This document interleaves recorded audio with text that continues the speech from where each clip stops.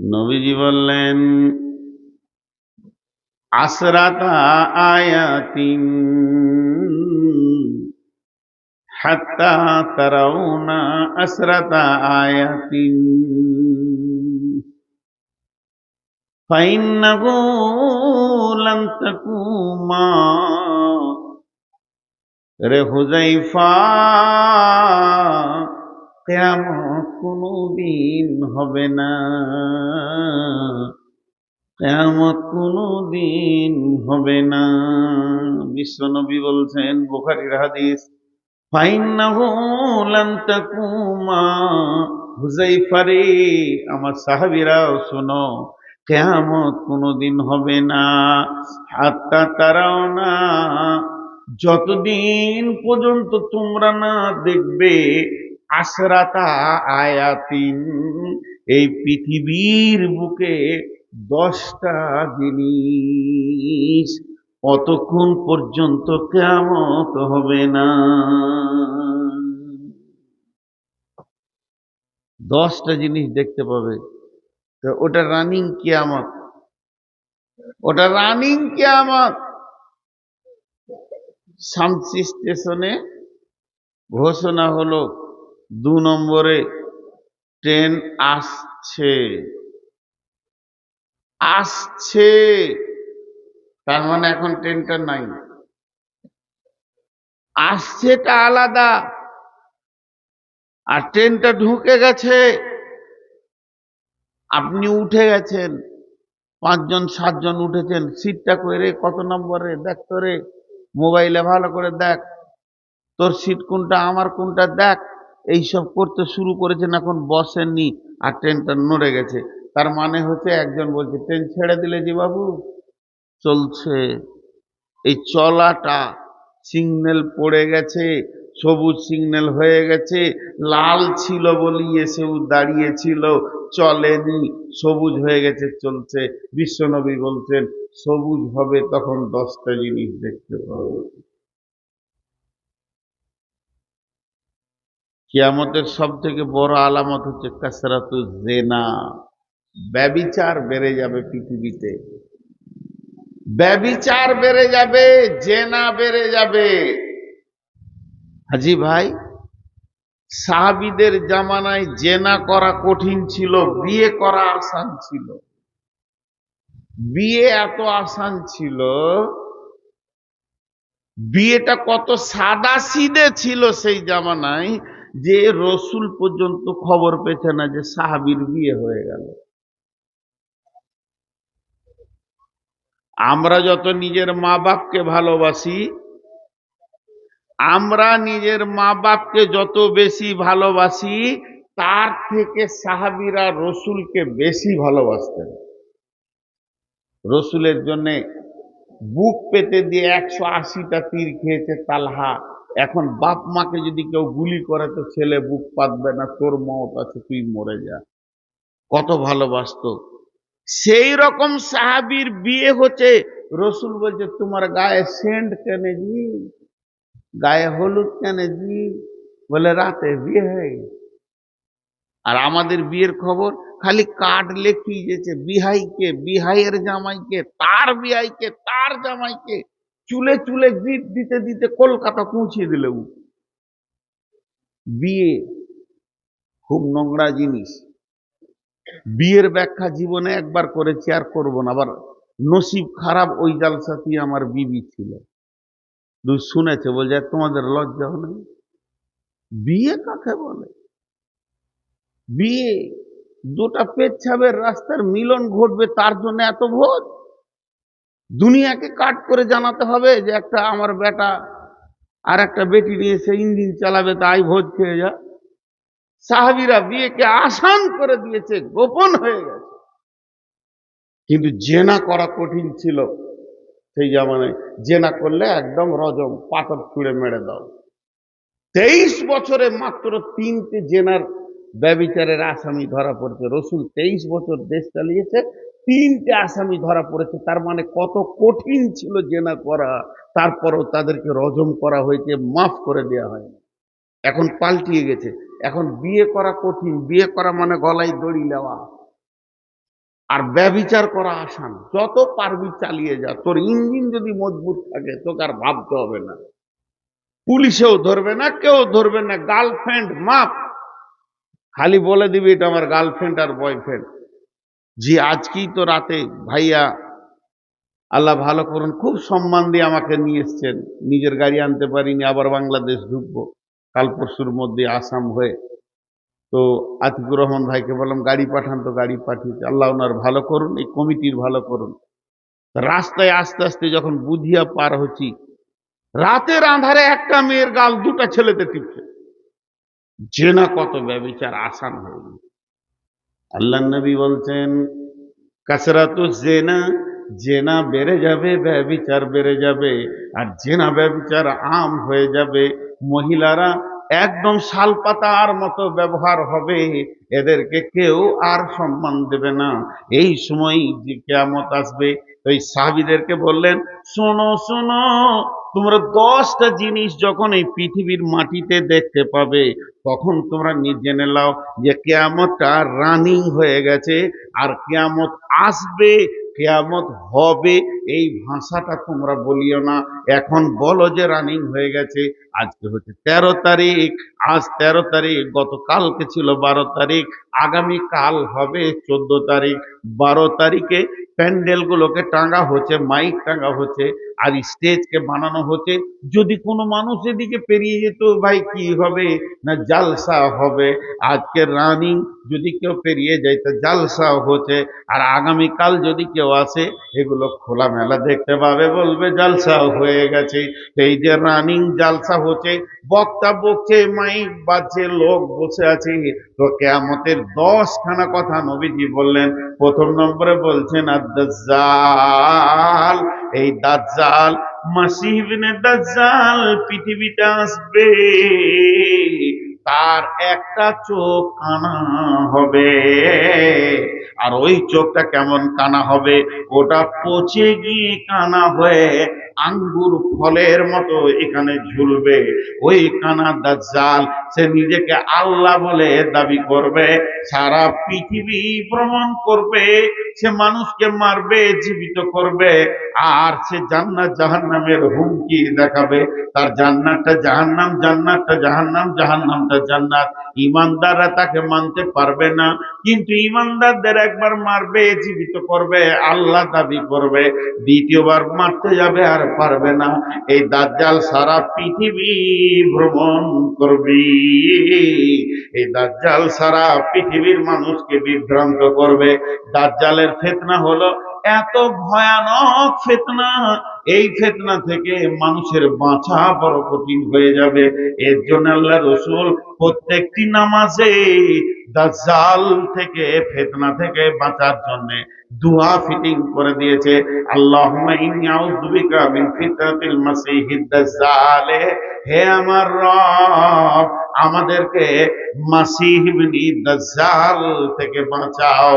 তার ফিতনা এত বড় ফিতনা হবে, এই ফিতনা থেকে বাঁচা বহুত কঠিন হবে।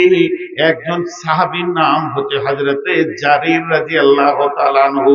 এই জারির রাদিয়াল্লাহু তাআলা আনহু, সে মুসলমান ছিল না, ঈমানদার ছিল না, কালেমা পড়েনি, তার আগে সে ইহুদি ছিল। যেদিন সে ইহুদি ছিল, ইহুদি থাকা অবস্থায় সে নৌকায় একদিন সফর করছে। ওই নৌকায় একদিন দুদিন চলতে চলতে এমন সমুদ্রে ঝড় উঠে গেল, এই ঝড়ের কারণে তাদের নৌকা বিভ্রান্ত হয়ে রাস্তা ভুলে গেল। নৌকা গিয়ে একটা পাহাড়ের ধারে ঠেকলো।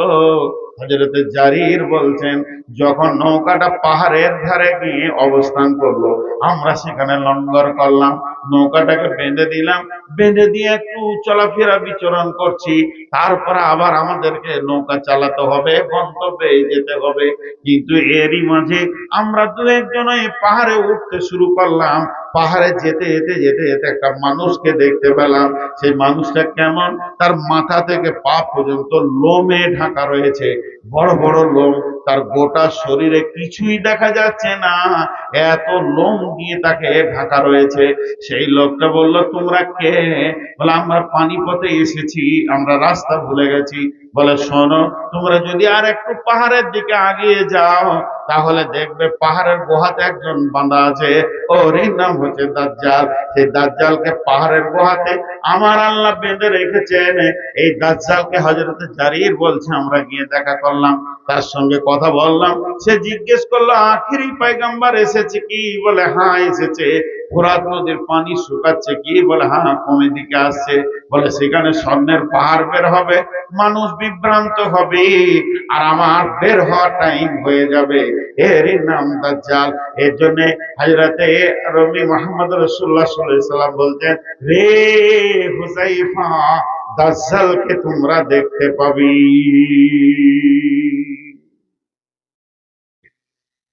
ব্যাখ্যা টেনেছে। ব্যাখ্যা বহু রকম হয়। আজ থেকে ওয়ালামু মা আরহাম, এই কোরআনে একটা আয়াত আছে যে তোমরা 5টা জিনিস বলতে পারবে না, কখন বৃষ্টি হবে, কখন মওত হবে।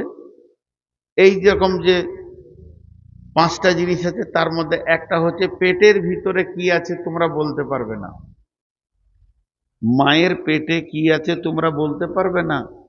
এটা আজ থেকে 50, 60, 70 বছর আগে তফসির করতেন আলেম ওলামারা। কে বলতে পারবে বেটা ছেলে আছে না বেটি ছেলে আছে? বলার ক্ষমতা নাই। 50, 60 বছর আগে বলছি। 20 বছর, 30 বছর আগে মেশিন বেরিয়ে গেল, বেটা ছেলে আছে না বেটি ছেলে আছে মেশিন দিয়ে বলে দেবে। ওই আয়াতের তফসির এখন কি হবে? যে তোমরা তো বলেছো ছেলেটা জন্ম নিয়ে পুতুল হয়েও বেটা বেটি হয়েছে, তারপরে বলেছো কিন্তু 2টা রক্ত পুরুষ আর নারীর বীর্য এক জায়গায় গেলে ওটা বেটা ছেলে হবে না বিটে ছেলে হবে তুমি বলতে পারবে না। এটা ছিল 20 বছর আগের তফসির। আজ থেকে 10 বছর 15 বছর আগে বিজ্ঞানীরা বলে দিচ্ছে যে বীর্যটাকে ধরে, তার ভ্রূণটাকে, ওই পোকাটা ধরে বলে দিচ্ছে বেটা ছেলে হবে না বেটি ছেলে। তফসির চেঞ্জ হয়ে গেল। যেমন জামানা যাবে তেমনি কোরআন তফসির চেঞ্জ হবে। এখন বর্তমানে বলে দিচ্ছে পেটে যাওয়ার আগেই বীর্য ধরে বলে দিবে বেটা ছেলে না বেটি ছেলে। এখন তফসির হচ্ছে মায়ের পেটে যেটা আছে ওটা পাগল না সুস্থ বলে দেয়, পারবে না বলতে। শুধু তাই নয়, জান্নাতি না জাহান্নামী তুই বল, ওটা আল্লাহ জানে। যেমন দ্রুত বিজ্ঞান আগাবে তার তফসির সেরকম হবে। কোরআন সব দিন আপডেট, নতুন। এবার বলেন, দাজ্জাল এক চোখের কানা, সে তো আসবে, সে এসে কি করবে, কোথা কাজ করবে, তার অনুসারী থাকবে না থাকবে? এইটা হলো জালসার প্যান্ডেল। ধৈর্য ধরে শুনেন, এখানটা বুঝার চেষ্টা করেন। কে করেছে প্যান্ডেলটা? কে দায়িত্ব নিয়েছে? কারা ভলেন্টিয়ার হয়েছে? মাদ্রাসাকে যারা ভালোবাসে, মাদ্রাসা কমিটি, জালসা কমিটি, গাঁয়ের ছেলেরা উদ্যোক্তা হয়েছে।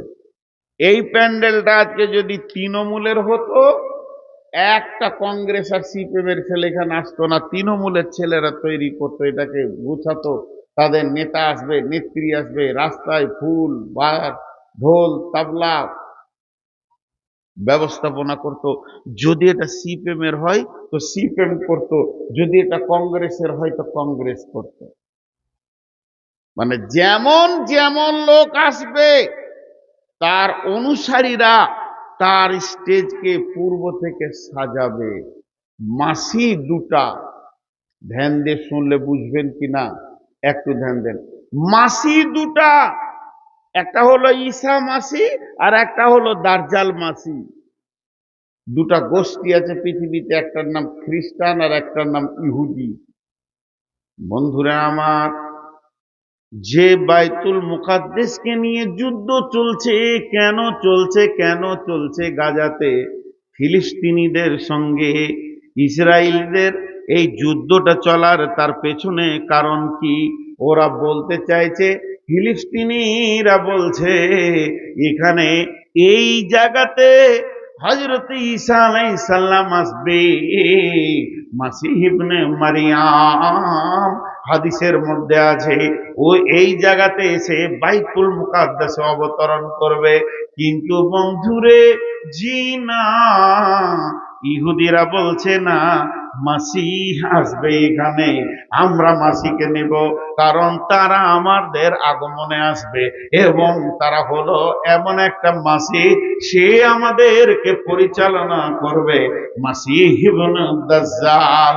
এই জন্য বড় বড় মুফাসসিরিনরা লিখে দিয়েছেন যে যত পৃথিবীতে ইহুদি আছে এরা দাজ্জালের দলে চলে যাবে, দাজ্জালের মিজাজে চলে যাবে। আর যত খ্রিস্টান আছে এরা হযরত ঈসাকে পাওয়ার পরে ইসলাম ধর্ম কবুল করে নেবে। তার কারণ হচ্ছে ঈসা মাসি যখন পৃথিবীতে আসবে তখন নবী মুহাম্মদ সাল্লাল্লাহু আলাইহি সাল্লামের দ্বীনের উপরে চলবে, তার জন্য তারা এই দ্বীনে চলে আসবে। তো এই দাজ্জাল যে পৃথিবীতে আসবে তার পূর্ব পরিস্থিতি জায়গাটাকে বানাবে কে? দাজ্জালের যারা অনুসারী হবে তারা বানাবে। বর্তমান যুগে লেটেস্ট তফসির হচ্ছে কার্বোনাতে দেখতে পাবেন, ভাদতে দেখতে পাবেন, শামসিতে দেখতে পাবেন, আপনার গ্রামেও দেখতে পাবেন, বটতলায় পাবেন, পাকুড়তলায় পাবেন, রতুয়াতে পাবেন। দাজ্জালের লোক কিভাবে পাবেন, কিভাবে বুঝবেন? তার মানে হচ্ছে দাজ্জালের একটা চোখ কানা, তার মানে দুটি জগৎ আছে, একটা হলো এহ জগৎ, একটা পরজগৎ, একটা হলো এহকাল, একটা পরকাল, একটা হলো দুনিয়া, একটা হলো আখেরাত। পৃথিবীর বুকে এমন লোক আছে তাদের দুনিয়ার চোখটা খোলা আছে, আখেরাতের চোখটা তাদের কানা হয়ে গেছে। তারা কবর বুঝে না, হাসর বুঝে না, চিন্তাও করে না, কিয়ামতের চিন্তা করে না। এই লোকগুলি দাজ্জালের দলে ভুক্ত হয়ে যাবে। বর্তমান তফসিরে মুফাসসিররা বলছেন পৃথিবীতে কানা লোক অনেক পাওয়া যাবে। দাজ্জাল তো সরাসরি কানা হবে, এক চোখে দেখবে আর একটা চোখ তার ভালো থাকবে। কিন্তু পৃথিবীতে এমন কিছু মানুষ আছে তাদের দুনিয়া দেখতে পাবে, দুনিয়ার আয়েশ আরামকে নিয়ে তারা পাগল হয়ে যাবে, তাদের আখেরাতের চোখটা কানা হয়ে যাবে। এরাই দাজ্জালের অনুসারী হবে। দাজ্জাল যে আসবে এদের নেতা, তার পূর্ব পরিস্থিতি এরা জায়গাকে বানাবে এবং পৃথিবীর পরিস্থিতি এমন করে দেবে যে দাজ্জাল পৃথিবীর বুকে এসে এদের সঙ্গে মোলাকাত করবে এবং ইমানদারদের উপরে অত্যাচার শুরু হয়ে যাবে। একজন বড় ইসলামিক চিন্তাবিদ বলেছেন দাজ্জাল আসবে মেডিকেল থেকে, মেডিকেল কলেজ থেকে। কেন? মানুষ তৈরি করানো এখন গবেষণা চলছে এবং সাকসেস হয়েছে। আমিনুর মোহাম্মদ যেমন দেখতে হুবহু 100টা বানিয়ে দিবে, খালি আমার একটু মাংস এখান থেকে নেবে, আমার কোষ, আমার মাংস থেকে আমার মতো মানুষ তৈরি করবে। রবটে বাচ্চা দিচ্ছে, এখন রবটের ভিতরে বীর্য দিয়ে মেশিন দিয়ে বাচ্চা বের করছে। তার মানে কি এরাই মানুষ তৈরি ফ্যাক্টরি করে শেষ করে বললো আল্লাহ তুই কে বলস, আমরা ঈশ্বর। এ হচ্ছে দাজ্জালের কারণ। নাম্বার 1 গেল 10টার মধ্যে। নাম্বার 2 দুখান। দুখান মানে হচ্ছে ধোঁয়া, দুখান মানে হচ্ছে ধোঁয়া। আগুন জ্বালালে ধোঁয়া উঠে, এটাকে আরবিতে দুখান বলে। বিশ্বনবী বলছেন এই দুখান পৃথিবীতে দেখা যাবে, এমন একটা ধোঁয়া আসবে, আসমান থেকে ধোঁয়াটা পৃথিবীতে যখন পৌঁছে যাবে, যেমন কুয়াশা হলে একটা মানুষ আর একটা মানুষকে 20 হাত দূরে দেখতে পাই না। তো এই ধোঁয়াটা এত ঘন হবে, এত ধোঁয়াটা বিরক্তিকর হবে। এই ধোঁয়াটা যখন পৃথিবীতে থাকবে, মানুষ নিজের কাছের মানুষকে চিনতে পারবে না। 1 হাত 2 হাত দূরে মানুষকে দেখতে চিনতে অসুবিধা হবে। এই ধোঁয়াটা আসমান থেকে জমিনে এসে কতদিন থাকবে? 40 দিন পর্যন্ত ধোঁয়াটা পৃথিবীর বুকে থাকবে।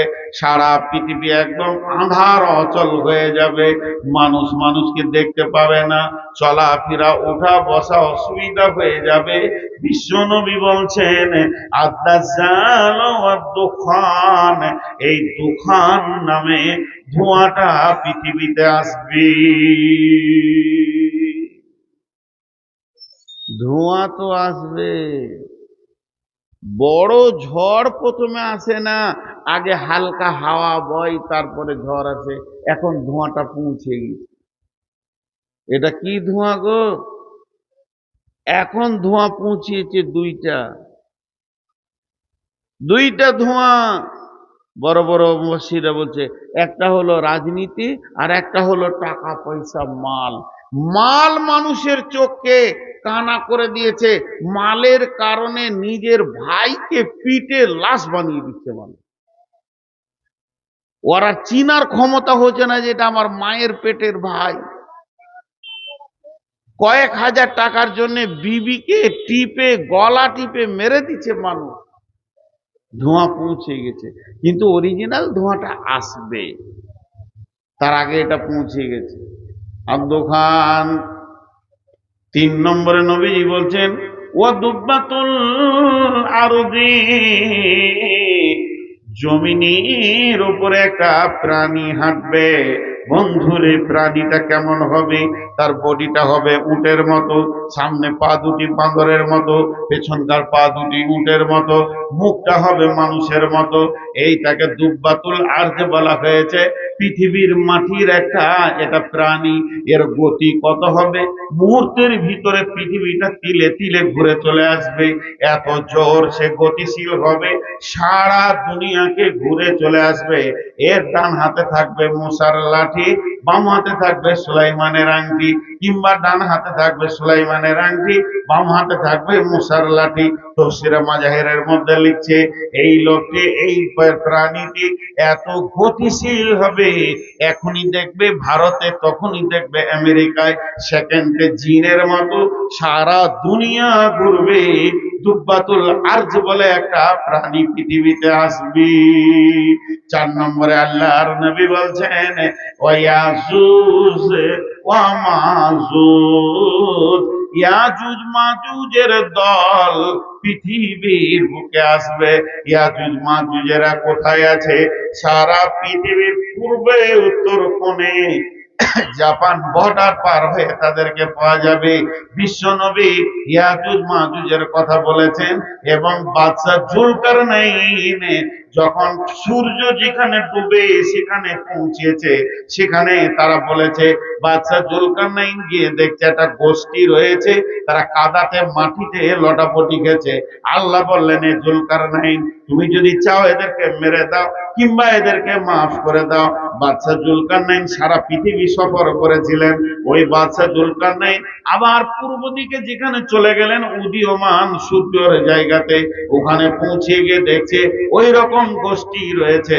সেই লোকগুলি এসে বলল বাদশা জুলকারনাইন, এই পাহাড়ের ওই পাশে একটা গোষ্ঠী রয়েছে, তাদের নাম হলো ইয়াজুজ মাজুজ। ও বাদশা জুলকারনাইন, আপনি হলেন সারা পৃথিবীর বাদশা, আমরা সব সময় ওদেরকে ভয় করি যে ওরা পাঁচিল টপকে এসে আমাদের বড় ক্ষতি করে দেবে, মেরে দেবে, বিপদ করে দেবে।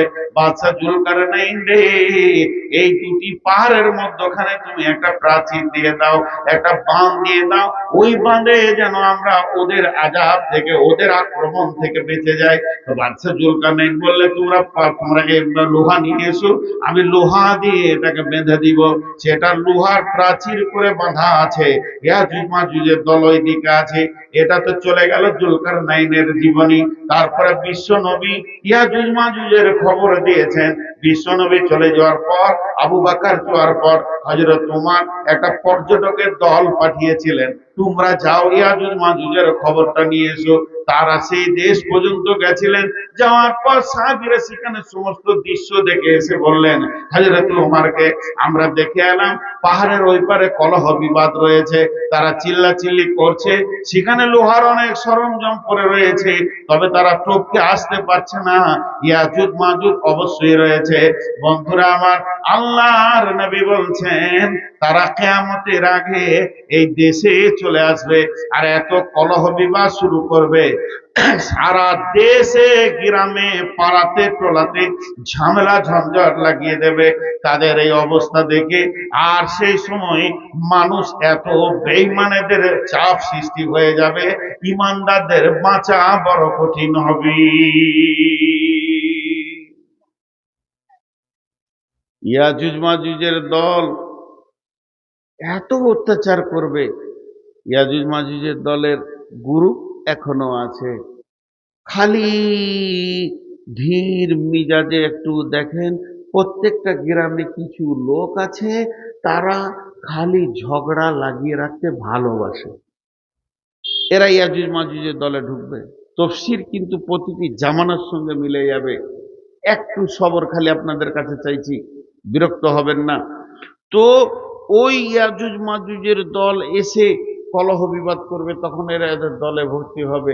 এমন সময় নুজুল ঈসা ইবনে মারিয়ামা 4 নম্বর আলামত হচ্ছে ঈসার ছেলে মারিয়াম আসবে, দুটি ফেরেশতার ঘাড়ে এরকম হাত দিয়ে পশ্চিম দক্ষিণ কোণ থেকে, চতুর্থ আসমান থেকে প্যারাশুটে লোক যেমন জাহাজ থেকে নামে ওরকম তত্তর তত্তর করে নেমে ওই বাইতুল মুকাদ্দিস, যে দেশটাকে নিয়ে ঝামেলা চলছে ফিলিস্তিনে, ওখানে উনি অবস্থান করবেন। ইমাম মেহেদী মেহনত চালাবে কিন্তু পারবে না কোলাতে। ঈসা আলাইহিস সালাম আসবেন, ইমাম মেহেদীর সঙ্গে জয়েন্ট হবেন, আর ইমানদাররা একটু নিঃশ্বাস ছাড়বে, যাক এতক্ষণ একটা মজবুত লোক পেয়েছি। ইয়াজুজ মাজুজের দল মানুষকে জ্বালিয়ে শেষ করে দেবে। তখন ঈসা আলাইহিস সালাম হাত তুলবেন, এই আল্লাহ রব্বুল আলামিন, তুমি আখিরি নবীর উম্মতদেরকে বাঁচাও বেঈমানদের হাত থেকে। চোখের পানিতে যখন কেঁদে দোয়া করবেন, এই দোয়াটা কবুল হয়ে যাবে। আর যখনই কবুল হয়ে যাবে, ওই ইয়াজুজ মাজুজের দলেদের তাদের ঘাড়ে একদম শিরদাঁড়া হাড়ের কাছে ঘা হবে। এই ঘাটা এত বিষাক্তক হবে যে এর কোনো ওষুধ পাওয়া যাবে না, পৃথিবীতে কোনো মেডিসিন পাওয়া যাবে না। ওই এক ঘাই সমস্ত মানুষগুলো একসঙ্গে মরে যাবে। যেখানেই যাবে খালি লাশ আর লাশ, হাটে ঘাটে বাজারে রাস্তায় পুকুরে নদীতে খামারে মাঠে লাশ আর লাশে ভর্তি হয়ে যাবে। ঈসা আলাইহিস সালাম আবার দোয়া করবেন, মাবুদ রে, এতগুলো লাশ এবার পছন্দ ধরবে, এরা পছন্দ ধরে গেলে মানুষ আর টিকতে পারবে না। মাবুদ, এদেরকে তুমি ব্যবস্থা নাও, এত লাশের তো দাফন করা সম্ভব নয়।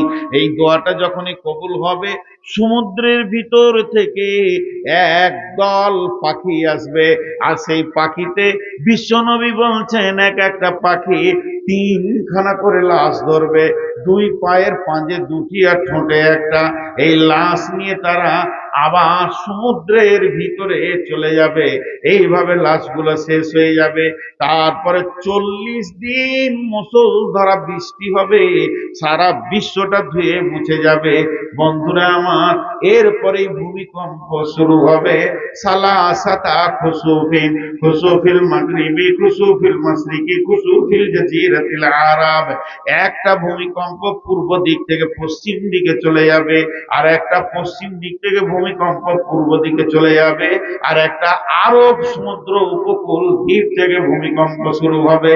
আর এই 3টে ভূমিকম্প যখনই শুরু হয়ে যাবে, তখন বন্ধুরে, অতাকরিজুন নারা বিল ইমান وتدرس الناس إلى المحشر طلوع الشمس من المغرب সেদিন পশ্চিম দিকে সূর্য উঠে যাবে, তওবার দরজা বন্ধ হয়ে যাবে, আর এই মাটি ফেটে একটা আগুন বের হবে।